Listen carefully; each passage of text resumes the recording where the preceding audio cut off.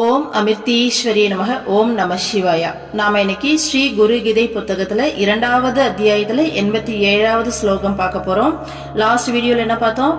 ஒரு முக்தருடைய லட்சணம் என்ன அப்படின்ற மாதிரி பார்த்தோம். ஒரு முக்தி அடைஞ்சவங்க எந்த லட்சணத்துல இருப்பாங்க, என்ன மாதிரி பாவனையில இருப்பாங்க, பாக்குறது எல்லாம் வந்துட்டு பிரம்மமா பார்ப்பாங்க. சோ நிறைய கிடைச்சாலும் சந்தோஷப்பட மாட்டாங்க, கம்மியா கிடைச்சாலும் வருத்தப்பட மாட்டாங்க, கிடைக்காம போனாலும் அதை பத்தி அவங்க ஃபீல் பண்ண மாட்டாங்க, எல்லாத்தையும் ஆனந்தமா ஏத்துப்பாங்க அப்படின்ற மாதிரி ஒரு முக்தி அடைஞ்சவங்களுடைய லட்சணம் என்னவெல்லாம் இருக்கும்னு சொல்லி அதுக்கும் முன்னாடி வீடியோல பார்த்தோம். இந்த லட்சணத்தை யார் ஒருத்தர் குரு மூலமா உபதேசமா பெறுகிறார்களோ அவங்க வேற எதனுடைய அவசியமும் இல்லாமலே முக்தி அடைய முடியும். சோ இந்த ஒரு உபதேசமே போதும். இத குரு மூலமா பெற்று, ஏன்னா குரு மூலமா நமக்கு கிடைக்கும் போது அந்த வழியில நாம நடக்கிறதுக்கு குரு நமக்கு ஹெல்ப் பண்ணுவாரு, கைட் பண்ணுவாரு. சோ இதுவே போதும் நாம முக்தி அடையிறதுக்கு. இதை தவிர வேற எந்தனுடைய துணையும் வேண்டாம் அப்படின்னு சொல்லியிருந்தாங்க. அடுத்தது குருவ சிவபெருமான் என்ன சொல்லியிருந்தாரு? சோ குரு தத்துவத்தை குறித்துள்ள எல்லா ஞானத்தையும் நமக்கு கொடுப்பவரான பரபிரம்ம ஞானத்தையும் நமக்கு கொடுக்கக்கூடிய குரு வடிவிலுள்ள இறைவனை வணங்குகிறேன்னு சொல்லியிருந்தாரு. சோ குரு வடிவத்துல இருக்கிறது இறைவன் தான் அப்படிங்கறத இந்த இடத்துல ஸ்ட்ராங்கா சொல்லியிருந்தாரு. சோ அதனாலதான் அவரால் எல்லா ஞானத்தையும் நமக்கு கொடுக்க முடியுது. சோ இறைவன் தான் குரு வடிவத்துல இறங்கி வந்து நமக்கு இது எல்லா விஷயத்தையும் பண்ணிட்டு இருக்காங்க அப்படின்னு சொல்லிட்டு, அடுத்தது எல்லா வேதங்கள், ஆகமங்கள், மற்ற பிற ஆன்மீக நூல்கள் எல்லாத்தையும் ஒருத்தர் கத்திருந்தாலும் குரு அருள் இல்லாம ஒருத்தரால முக்தி அடைய முடியாது அப்படின்னு சொல்லியிருந்தாரு. அடுத்தது குரு தத்துவத்தை அறியாம நீ என்னதான் பூஜை புனஸ்காரங்கள் செய்தாலும் அது வெறுமனே ஒரு பேப்பர்ல வரைஞ்ச விளக்குக்கு சமம். ஒரு பேப்பர்ல வரைஞ்ச டிரா பண்ணியிருந்த ஒரு விளக்கு எப்படி உண்மையில வெளிச்சத்தை ஒளிய தர முடியாதோ, நிஜமான விளக்கு தான் வந்து ஒளிய தர முடியும். அந்த மாதிரி குரு தத்துவத்தை அறியாம நம்ம செய்யற பூஜை புனஸ்காரங்கள் எல்லாமே வெறும் செயல்கள். அது ஒரு செயல், ஒரு கர்மம், அவ்வளவுதானே தவிர அதுக்கு எந்த ஒரு பிரயோஜனமும் கிடையாது. குரு தத்துவத்தை தெரிஞ்சு யார் ஒருத்தர் பூஜைகள் புனஸ்காரங்கள் செய்யறாங்களோ அதுதான் நிஜமான ஒரு பூஜையா இருக்க முடியும். அதுதான் உண்மையிலே அந்த பரபிரம்மத்தை அடையும். மற்றபடி அது வெறும் ஒரு செயல், அவ்வளவுதான் அப்படின்ற மாதிரி சொல்லியிருந்தாங்க. அடுத்தது குரு தீட்சை நமக்கு கிடைச்சிருச்சு அப்படின்னா நம்ம செய்யற எல்லா செயல்களுக்கும் பலன் கிடைக்கும், எல்லா கர்மங்களுக்கும் பலன் கிடைக்கும் அப்படின்னு சொல்லியிருந்தாங்க. அது இல்லை அப்படின்னா நம்ம செய்யறது எல்லாமே கர்மம் தான். அது ஒரு பேட் கர்மாவோ குட் கர்மாவோ தான் நமக்கு சேர்ந்துட்டு இருக்குமே தவிர அதோடைய பலன் அப்படிங்கிறது நமக்கு முழுமையான பலன் கிடைக்காது. எப்போ நம்ம குரு கிட்ட முழுமையா சரணாகதி அடையிறோமோ அப்பதான் அதுக்கு உருப்படியான பலன் வந்து நமக்கு கிடைக்கும் அப்படின்னு சொல்லியிருந்தாங்க. ஸோ குரு யார் ஒருத்தர் அடைஞ்சிட்டாங்களோ அவங்க அடையிறதுக்கு வேற எதுவுமே கிடையாது, எல்லாமே அவங்களுக்கு கிடைச்சிரும். ஆனா குரு இல்லாதவங்க மூடனாதான் வாழ்ந்தாகணும். அடுத்தது சிவஸ்வரூபத்தையும் தன்னுடைய ஸ்வரூபத்தையும் தெரியாம இருக்கவங்க, குருவை சரணடையாம இருக்கவங்க ஒரு மிருகத்துக்கும் புழுக்கும் தும்பிக்கும் நிகராகவே கருதப்படுவார்கள்னு சொல்லியிருந்தாங்க. அடுத்தது இப்படியாப்பட்ட குருவை நாம எல்லா உறவுகளையும் துறந்து முயற்சி பண்ணி எல்லா உறவுகளையும் மனதளவுல துறந்து குருவை சரணாகதி அடையணும். ஓகேங்களா? அடுத்தது சாஸ்திர வலைகள்ல அகப்படாம குருவை முறையா சரணாகதி அடையணும். ஏன்னா சாஸ்திரம் சம்பிரதாயம்னு சொல்லி நம்ம அதுலயும் போயிட்டு சிக்கிக்க கூடாது அப்படின்ற விஷயங்கள்லாம் நேற்று வந்து பார்த்தோமா. இப்போ நம்ம ஒரு கமிட்மெண்ட்ல இருக்கோம், குழந்தைங்க இருக்கு, அவங்கள பாத்துக்க வேண்டிய பொறுப்புல இருக்கோம் அப்படின்னா பொறுப்பு கண்டிப்பா நம்மளால எதுவுமே செய்ய முடியாது. நம்ம வழியா இறைவன் அதை செய்யறாரு. அப்ப இறைவன் அந்த வேலையை நமக்கு கொடுத்திருக்காரு. சோ இறைவனோட பணியா நினைச்சு குடும்ப கடமைகளை செய்யலாம். நமக்கு எந்த ஒரு கமிட்மெண்ட்டுமே இல்லை அப்படிங்கிற பட்சத்துல நாம உடல் அளவுலயும் எல்லாரையும் திறந்துகிட்டு குருவை தாராளமா சரணடையலாம். ஓகேங்களா? சோ கமிட்மெண்ட் இருக்கு, குடும்பம் இருக்கு, பொறுப்பு இருக்கு, குரு நமக்கு கொடுத்திருக்காரு, அந்த சூழ்நிலையில் நம்ம இருக்கோம்னா கண்டிப்பா நம்ம கடமையை குரு கொடுத்த கடமையா நினைச்சு உன்னோட குழந்தைங்களுக்கு சேவை செய்யறேன் அப்படிங்கிற மனோபாவத்துல நாம அதை செய்யலாம். அப்படி இல்லை நம்மளால வந்துட்டு நமக்குன்னு எந்த ஒரு கமிட்மெண்ட்டும் இல்லைன்னா தாராளமா குருவை உடல் அளவிலையும் எல்லா உறவுகளையும் துறந்து நம்ம குருவை சரணாகதி அடையலாம். அப்போதான் நமக்கு ப்ராசஸ் இன்னும் ஸ்பீடா இருக்கும். நம்ம ஆன்மா எதுக்காக பிறவி எடுத்ததோ அதுக்கான நோக்கத்தை ரொம்ப சீக்கிரமா அடைய முடியும். ஓகேங்களா? அடுத்து என்ன சொன்னாங்க? இப்படி நம்ம மனசுல இருந்து எல்லா சாஸ்திர சம்பிரதாயங்கள் சொல்லிட்டு இந்த ரெக்கார்ட்ஸ் எல்லாம் கிளியர் ஆகி எல்லா உறவுகள் எல்லா பற்றுகளும் நம்மளை விட்டு நீங்கி நம்மளுடைய மனோவாசனைகள் எல்லாம் நீங்கி எப்ப தூய்மையா நிக்குதோ அந்த டைம்ல பிரம்ம வடிவமான குரு, யார் ஒருத்தர் இங்க பிரம்மமா இந்த பிரபஞ்சம் முழுக்க நிறைஞ்சிருக்காரோ அந்த பிரம்ம வடிவமான குரு தன்னுடைய ரகசியங்களை வெளிப்படுத்தி சாக்ஷாத் பிரம்ம தரிசனத்தை நமக்கு கொடுப்பார். ஓகேங்களா? அப்போ நாம முக்தி அடைஞ்சிடலாம். இந்த 3 லைன் ரொம்ப முக்கியமான லைன்ஸ், நான் திரும்ப படிக்கிறேன் கேளுங்க. சகல சந்தேகங்களும் விலகிவிட்ட நிலையில் பிரம்ம வடிவான குரு ரகசியங்களை வெளிப்படுத்தி சாக்ஷாத் பிரம்ம தரிசனத்தை அளிக்கிறார். அவரை நான் துதிக்கிறேன்னு சிவபெருமான் சொல்றாரு. இதுக்கான ப்ராசஸ்ல தான் ஆக்சுவலா நம்ம எல்லாருமே இருக்கோம். அம்மா நம்மள ஒவ்வொரு செகண்டும் நம்மளுடைய சூழ்நிலைகளை உருவாக்கி இததான் நம்மள இதற்கான வழியில தான் செதுக்கிக்கிட்டு இருக்காங்க, நம்மளோட மனோவாசனைகளை களையிறது. ஏன்னா நம்ம அப்பா அம்மா மேல வச்சிருக்க பாசம், குழந்தைங்க மேல வச்சிருக்க பாசம், பொருட்கள் மேல வச்சிருக்கக்கூடிய பற்று, இல்ல நமக்குள்ள இருக்கக்கூடிய தேவையில்லாத ரெக்கார்ட்ஸ், சாஸ்திர சம்பிரதாயம், இது அதுன்னு சொல்லிட்டு எவ்வளோ விஷயம் நமக்குள்ள தேவையில்லாம ரெக்கார்ட் ஆயிருக்கு. ஓகேங்களா? ஒரு பிரம்ம ஞானி ஒரு மரத்தை பார்த்தாவோட அதை மரம்னு பார்க்க மாட்டாரு. ஓகேங்களா? அதையும் பிரம்மமாவே பார்ப்பாரு. அவர் கண்ணுக்கு எனக்கு தெரியல, நான் கேள்விப்பட்டதுதான். ஏன்னா நம்மளும் ப்ராசஸ்ல தானே இருக்கோம். அவங்க எப்படி பார்ப்பாங்களாமா, அதுக்குள்ள இருக்க அந்த இறை சக்தி, அதோடைய ஒவ்வொரு செல்லுக்குள்ளேயும் இறங்கக்கூடிய அந்த இறை சக்தி, அந்த மாதிரி அந்த பிரம்ம வடிவமான ஒரு மரம்னா நம்ம மொத்தமா நம்ம கண்ணுக்கு ஒரு வடிவமா தெரியுது, அது மரமா தெரியுது. அவங்க கண்ணுக்கு அது ஒரு எனர்ஜி ஃபார்ம், அணுக்களுடைய தொகுப்பு. எல்லா பொருட்களுமே அந்த மாதிரி அணுக்களுடைய தொகுப்பு, எனர்ஜி ஃபார்மா தான் தெரியும். அதுதான் பிரம்ம வடிவம்னு சொல்றாங்க. அவங்க கண்ணுக்கு எல்லாமே, அதனாலதான் எல்லாமே ஒன்னா தெரியுது, எல்லாமே ஒன்னாவே தெரியுதுன்றாங்க. இங்க 2 கிடையாது, எல்லாமே ஒண்ணுதான் அப்படின்னு சொல்றதுடைய அர்த்தம் அதுதான். இது மரம், இது ரோஜா, இது பாத்தீங்கன்னா பலகை, இது பாத்தீங்கன்னா பேக், இது வாட்டர் பாட்டில், இது போட்டோ அப்படிங்கிற வித்தியாசமே அவங்க கண்ணுக்கு தெரியாது. எல்லாமே அந்த அணுக்களுடைய கூட்டமைப்பு, அந்த எனர்ஜி ஃபார்ம், இதுவாதான் அவங்களுக்கு தெரியும். அதனாலதான் எல்லாமே ஒன்னா தெரியுதுன்றாங்க. அப்போ நம்ம மைண்டு எந்த அளவுக்கு நாம இப்போ இருக்க நிலை அப்படிங்கிறது எந்த அளவுக்கு இருக்கும், நமக்கு எல்லாமே தனித்தனியா தான் தெரியுது இல்லையா? ஸோ எப்போ நம்ம மனோவாசனைகள் எல்லாமும் கலைஞ்சி நமக்குள்ள இருக்க எல்லா ரெக்கார்ட்ஸும் கிளியர் ஆகி, ஓகேங்களா? ரெக்கார்ட்ஸ்னா மனப்பதிவுகள், இந்த ஜென்மம் இல்லாம பல ஜென்மங்கள் எடுத்து பல விதமான பதிவுகள் நமக்குள்ள இருக்கு. ஸோ எல்லா ரெக்கார்ட்ஸும் எப்போ கிளியர் ஆகி அந்த ஒரு தூய்மையை, மனம் மனமற்ற நிலை, தூய்மையான நிலையை அடையிறோமோ அந்த நேரத்துல குரு தன்னுடைய ரகசியங்களை வெளிப்படுத்தி என்ன பண்ணுவாரு, சாக்ஷாத் பிரம்ம தரிசனத்தை நமக்கு அளிப்பாரு. இது ஞான மார்க்கம். அம்மா இதுதான் பக்தி மார்க்கத்துல என்ன பண்றாங்கன்னா, இறை நினைவுல இறைவனோடு அப்படியே கலக்க வைக்கிறாங்க. அந்த கலந்து ஒரு லெவலுக்கு மேல நம்ம எல்லா நேரத்திலயும் இந்த அறிவோட இவ்வளோ பெரிய ஸ்டேட் அடையிறது அவ்வளோ ஈஸி இல்லை இல்லையா? அப்போ எப்போ அந்த இறை உணர்வுல முழுமையா தன்னை இழந்து தன்னையே மறந்து மூழ்கிறோமோ, முழுமையா நான் இந்த உடல் மனம் அப்படிங்கறதெல்லாம் விட்டு முழுமையா அவங்களுக்குள்ள சுத்தி இருக்க அந்த பிரபஞ்ச உணர்வையே மறைஞ்சி முழுமையா அவங்களுக்குள்ள மூழ்கிற அந்த செகண்ட் அம்மா வெயிட் பண்ணிட்டு இருப்பாங்க. எப்போ நம்ம அந்த ஸ்டேட்டுக்கு போறோமோ அப்போ அம்மா சொல்லுவாங்க, இந்த வேர்க்கடலைய உரிக்கிற அந்த டைம் இந்த டக்குன்னு ஒரு இப்படி அழுத்தின ஒரு சவுண்ட் வரும் பாத்தீங்களா, அந்த நேரம் போதுமா அம்மாவுக்கு முக்தி கொடுக்குறது. ஸோ என்னைக்கு நம்ம அந்த நிலையில மூழ்கிறோமோ அன்னைக்கு அம்மா நமக்கு உடனடியா முக்தி கொடுத்துருவாங்க. அதை மூழ்கிறதுக்கான ப்ராசஸ்க்காக தான் நாம பிராக்டிஸ் பண்ணிட்டு போயிட்டு இருக்கோம். ஏன்னா ஞான மார்க்கத்துல நம்ம சொன்ன அவ்வளோ எல்லாத்தையும் அந்த பிரம்மமா பாக்குறது அப்படிங்கிறது அவ்வளோ ஈஸியான விஷயம் இல்லை. பட் பக்தி மார்க்கத்தை இந்த மாதிரி போகும்போது இந்த இறை உணர்வுல கலந்து கரைஞ்சி போயிருக்க நேரத்துல அம்மாவால் நம்மளுக்கு ஈஸியா முக்திக்கு ஆக்டிவேட் பண்ணிவிட முடியும்.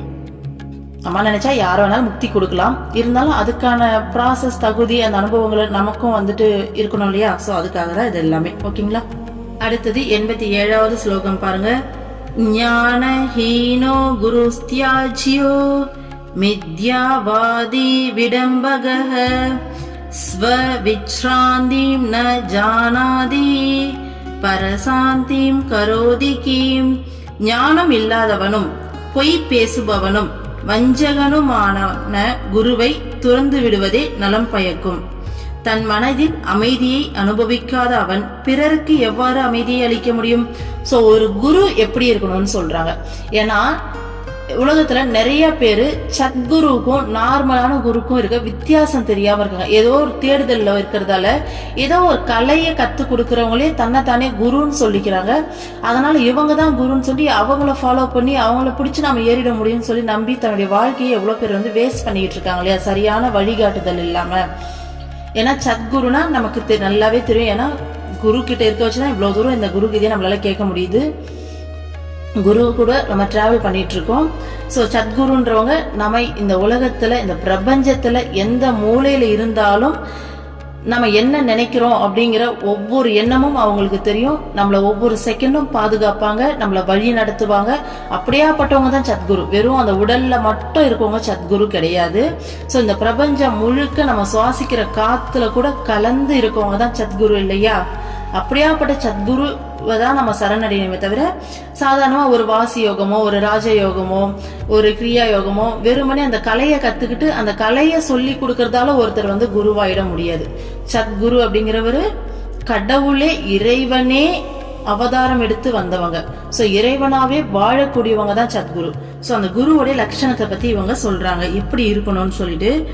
இதுக்கு முன்னாடி முக்தனுடைய லட்சணத்தை சொன்னாங்க, இப்ப குருவோடைய லட்சணத்தை சொல்றாங்க.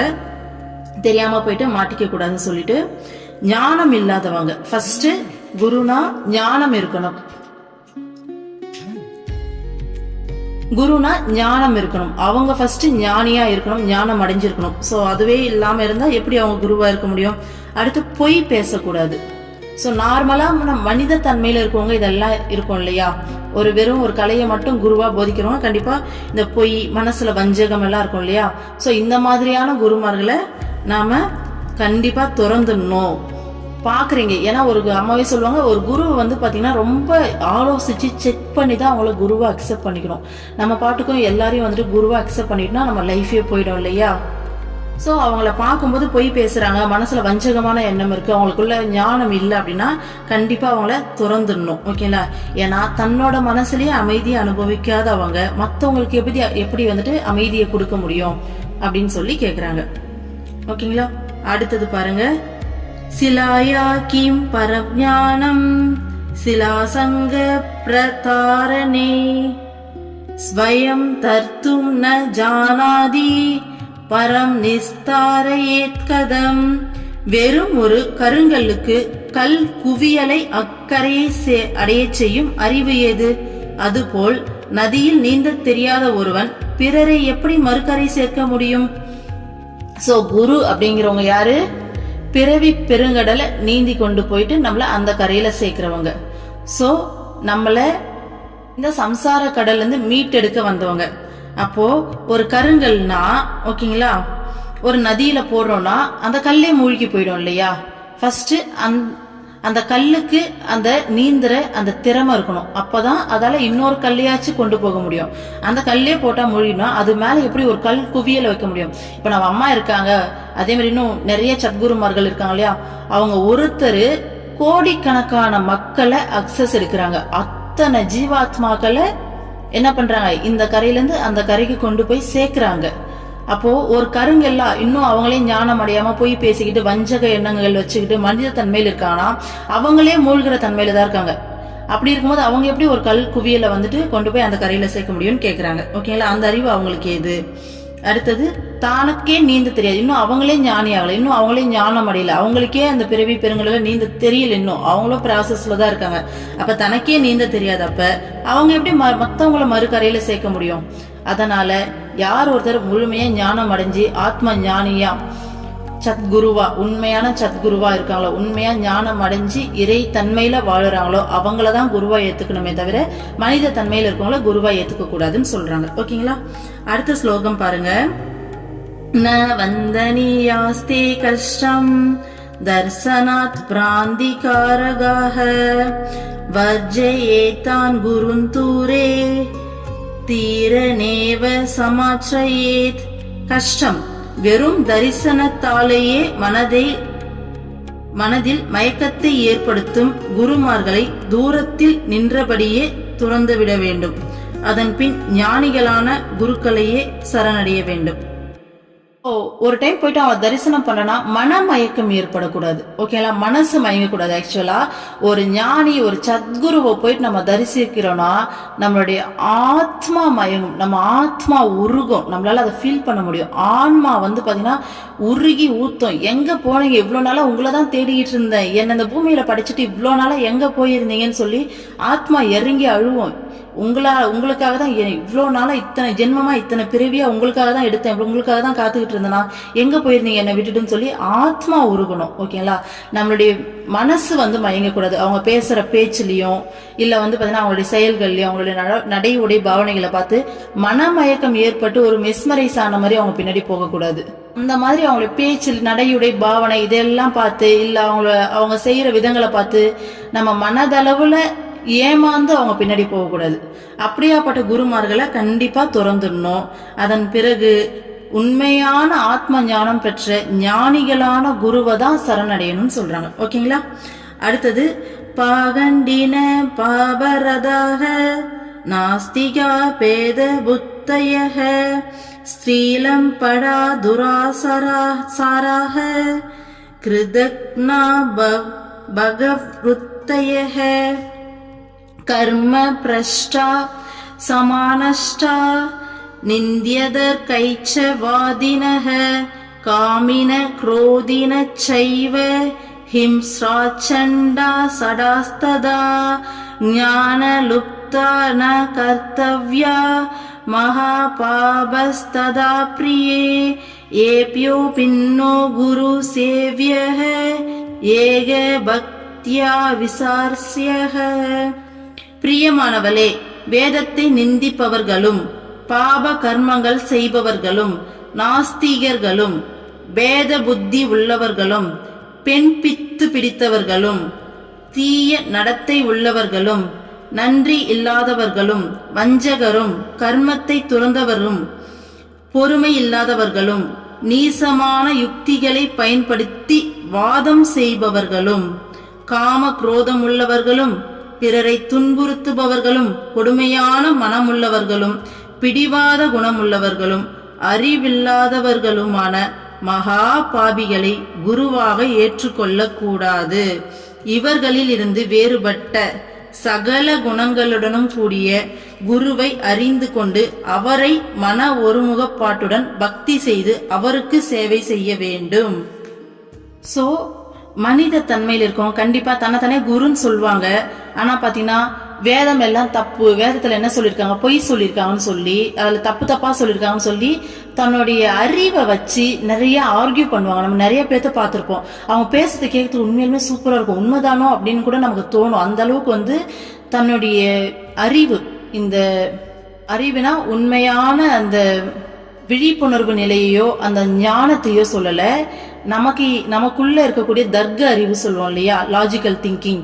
ஸோ இந்த அறிவை வச்சு ஆர்கியூ பண்ணுவாங்க. நம்மளே நிறைய பேர்த்த பார்த்துருப்போம். ஸோ அந்த மாதிரியான ஆட்களையும் ஸோ பாவ கர்மங்கள், இப்போ நம்ம அம்மாலாம் பார்த்தோம் அப்படின்னா இதுதான் ஞானியோட குணம் எப்படி இருக்கும். எவ்வளோ பெரிய தப்பு பண்ணவனா இருந்தாலும் சரி, கொலைகாரனா இருந்தா கூட சரி, ஏன் அம்மாவையே இதுக்கு முன்னாடி அம்மா சின்ன வயசுல பக்தி பண்ணிட்டு இப்பதான் இவ்வளவு பெரிய ட்ரஸ்ட், இவ்வளவு பெரிய ஆசிரமெல்லாம் வச்சு நடத்துறாங்க. ஸோ ஸ்டார்டிங் ஸ்டேஜ்ல அம்மாவே துன்புறுத்துறதுக்காக அம்மா பாவ தரிசனம் கொடுக்கும்போது அம்மா காலில் முள்ளு போட்டவங்களையும் கண்ணாடி போட்டவங்களையும் கூட தரிசனத்துக்கு பின்னால வரும்போது அம்மா அவங்கள அணைச்சாங்க. ஒரு வார்த்தை பாத்தீங்கன்னா முகம் கூட சொல்லிக்கல.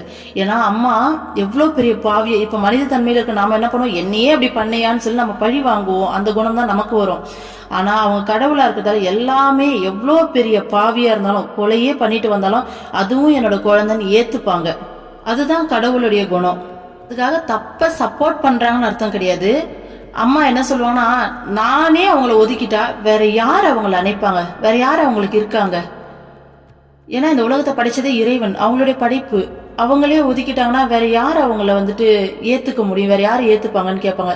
இந்த குணம் உள்ளவங்க தான் சத்குரு. ஓகேங்களா, மற்றபடி பாவம் செய்யறவங்க, ஏன் பாவம் செய்யறோம், நம்மளுடைய விருப்பு வெறுப்பால பாவம் செய்யறோம். ஸோ அந்த குணம், அந்த மாதிரி தன்மையில இருக்கவங்க நாஸ்திகர், கடவுள் உண்மை கிடையாதுன்னு சொல்லி வாதம் செய்யறவங்க. ஓகேங்களா, ஏன்னா அம்மா தான் சொல்லுவாங்க, இறைவன் இல்லைன்னு சொல்றதே நீ இருந்துகிட்டு தானே சொல்ற, நீ சொல்ற அப்படின்னாலே உனக்குள்ளே இறைவன் இருக்காரு. சோ ஒரு பேசுறதே அதுக்கு ப்ரூஃப் அப்படின்னு சொல்லுவாங்க. அந்த மாதிரி கடவுள் இல்லைன்னு சொல்லிட்டு வாதம் செய்யறவங்க பேத புத்தி உள்ளவர்கள். கடவுளை அடைஞ்சவங்க ஞானி எதையுமே பிரிச்சு பார்க்க மாட்டாங்க, எல்லாமே ஒன்னாதான் பார்ப்பாங்க. அப்போ ஒரு பேத புத்தி இருக்கு அவங்களுக்கு, பிரிச்சு பாக்குறாங்கனாலே அவங்க ஞானி கிடையாது. இது எல்லாத்தையும் வச்சு ஒரு ஞானியை ஈஸியா கண்டுபிடிக்கலாம். ஓகேங்களா? பெண் பித்து பிடித்தவர்கள், ஒரு பெண்கள் மேல அளவுக்கு அதிகமான அந்த ஈடுபாடோடு இருக்காங்கன்னா கண்டிப்பா ஞானி விருப்பு வெறுப்பற்றவங்க. அவங்களுக்கு பெண்கள் இல்லை, எது மேலேயுமே விருப்பம் இருக்காது, வெறுப்பும் இருக்காது. சோ பெண் பித்து பிடித்தவர்கள், தீய நடத்தை உள்ளவர்கள், நன்றி இல்லாதவர்கள், வஞ்சகர், கர்மத்தை துறந்தவர்கள், பொறுமை இல்லாதவர்கள், நீசமான யுக்திகளை பயன்படுத்தி வாதம் செய்பவர்கள். இப்போ ஒருத்தவங்க அவங்கள தப்புன்னு சொல்லிட்டாங்க, நீங்க சொல்றது தப்பா இருக்கேன்னு கேட்டுட்டாங்கன்னா உடனே என்னையே தப்பு சொல்லிட்டியா இப்ப பாருன்னு சொல்லிட்டு தன்னுடைய அத்தனை அறிவையும் பயன்படுத்தி அவங்கள மட்டம் தட்டுறதுக்காக ஏறி நின்று பேசுவாங்க. பேசி அந்த ஆர்குமெண்ட்ல அவங்க ஜெயிச்ச பிறகுதான் அவங்களுக்கு நிம்மதியாவே இருக்கும். ஸோ இந்த மாதிரியான ஆட்டிடியூட்லாம் ஒருத்தர்கிட்ட நம்ம ஆனா தூரமா பார்க்கறதுக்கு செம்மையா பேசுறாரு, செம்ம பாயிண்ட்னு தோணும். ஆனா உண்மையிலுமே ஒரு ஆத்ம ஞானி அப்படியெல்லாம் இருப்பாரா? வாய்ப்பே கிடையாது. அவங்க யாருக்கும் தர்க்கமே செய்ய மாட்டாங்க, அவங்களுக்கு பேச வேண்டிய அவசியமே கிடையாது. அவங்களுடைய பிரசன்ஸே போதும் ஒரு ஆத்மாவை கரைய வைக்கிறதுக்கும் உருக வைக்கிறதுக்கும், இல்லையா? சோ இந்த மாதிரி காம குரோதம் உள்ளவர்கள், பிறரை துன்புறுத்துபவர்கள். ஏன்னா கண்டிப்பா இறைவன் யாரையும் துன்புறுத்த மாட்டாரு, இல்லையா? சோ ஞானியோட தன்மையில இருக்கவங்களும் யாரையும் துன்புறுத்த நினைக்க மாட்டாங்க. கொடுமையான மனம் உள்ளவர்கள், பிடிவாத குணம் உள்ளவர்கள், அறிவில்லாதவர்களுமான மகா பாபிகளாய் குருவாக ஏற்றுக்கொள்ளக்கூடாது. ஸோ இந்த மாதிரியான மனித தன்மைகள்லாம் அவங்க கிட்ட ஒரு குணத்தை நம்ம பார்க்குறோம்னா கூட அவங்கள நாம குருவா ஏத்துக்க கூடாது. இவங்களிருந்து வேறுபட்டு சகல குணங்களுடன் கூடிய உண்மையா எல்லா குணங்களுக்கும் இருக்கும். நம்ம எவ்வளவு படிச்சிருக்கோம் இல்லையா? ஸோ சத்குருவுடைய இயல்புகள் என்னன்னு சொல்லிட்டு நிர்குணமானவர், நிர்மலமானவர் சொல்லிட்டு, ஸோ அந்த மாதிரி இருக்கக்கூடிய குருவை நம்ம அறிஞ்சு அவங்கள மன ஒருமைப்பாடோட பக்தி பண்ணி அவங்களுக்கு நாம சேவை செய்யணும்னு சொல்றாங்க. ஓகேங்களா? அடுத்தது சிஷ்யா தன்யத்ர தேவசி ந வதேத்யஸ்ய கஸ்யசித் நராணாம் ச பல பிராப்தோ பக்திரேவ ஹி காரணம். தேவி, இந்த உபதேசத்தை சீடர்களிடம் அல்லாமல் வேறு யாரிடமும் சொல்வது கூடாது. மனிதர்களுக்கு முக்தி கிடைப்பதற்கு பக்தி தான் காரணமாகும். சோ இது யார் உண்மையாலுமே தேடுதல்ல இருக்காங்களோ, ஒரு குரு வேணும்னு சொல்லிட்டு அந்த சீடரா இருக்காங்களோ, சோ அவங்களுக்கு தான் சொல்லணும், அவங்களுக்கு தான் இது தேவை. சாதாரணமா மனித உலக வாழ்க்கையில வாழ்ந்துட்டு இருக்கவங்க கிட்ட போயிட்டு இதை சொல்ல வேண்டிய அவசியம் கிடையாது, இல்லையா? சோ இந்த மாதிரி சீடர்களுக்கு மட்டும்தான் சொல்லலாம், வேற யாருக்கும் சொல்லக்கூடாதுன்னு சொல்றாரு. சோ மனுஷனுக்கு முக்தி கிடைக்கிறதுக்கு பக்தி தான் காரணம்னு சிவபெருமானே சொல்றாரு. ஓகேங்களா? ஞான மார்க்கத்துல போறவங்களும் அந்த பக்தி, அந்த அன்பு, அந்த கருணை கிடைக்கும் போதுதான் முக்தி கிடைக்கும். சோ ஞான மார்க்கமா இருந்தாலும் பக்தி மார்க்கமாக இருந்தாலும் ஞானமும் தேவை, பக்தியும் தேவை. ரெண்டும் சேரும் போதுதான் முக்தி கிடைக்கும். வழி வேற வழியா இருக்கலாம், இருந்தாலும் பக்தி இல்லாத ஞானமோ ஞானம் இல்லாத பக்தியோ பாத்தீங்கன்னா ஜெயிக்காது, முக்தி கிடைக்காது. ஓகேங்களா? சோ அடுத்தது உண்மையான குருவுடைய குணங்கள் எப்படி இருக்கும்னு சொல்லியிருக்காங்க. இப்ப குரு இல்லாம மனித தன்மையில இருக்கவங்களுடைய தன்மை என்ன, இவங்களெல்லாம் குருவா ஏத்துக்க கூடாதுன்ற விஷயத்த சொல்லியிருக்காங்க. அடுத்து உண்மையான சத்குருவுடைய குணங்கள் என்னன்னு சொல்லியிருக்காங்க. அதை நாம நாளைக்கு பார்ப்போம். ஓகேங்களா? ஓம் அமிர்தேஸ்வரி நமக. ஓம் நம சிவாய. சர்வம் கிருஷ்ணார்ப்பணம்.